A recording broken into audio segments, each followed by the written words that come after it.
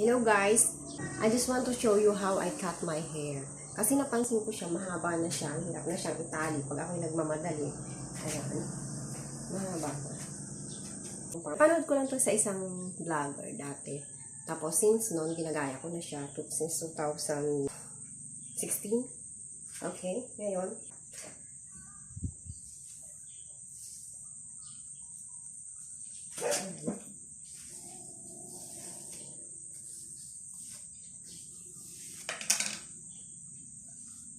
Ganito.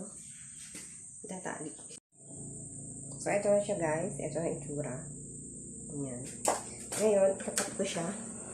Using this.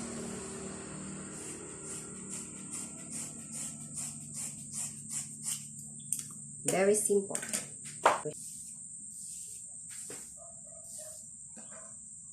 Ito na siya ngayon. Ito na siya.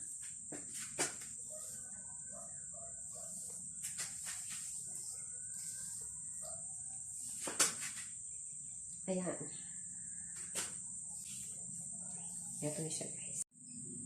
Okay, guys. Success na yung na-share ko sa inyo yung isa sa mga tipid tips ko bilang isang nanay. Bago magtapos sa video kong ito, gusto ko nga palang i-shout out si Ma'am Janet Quadrante ng Tugtukin Daycare Center. Thank you sa panonood, Madam! Ingat!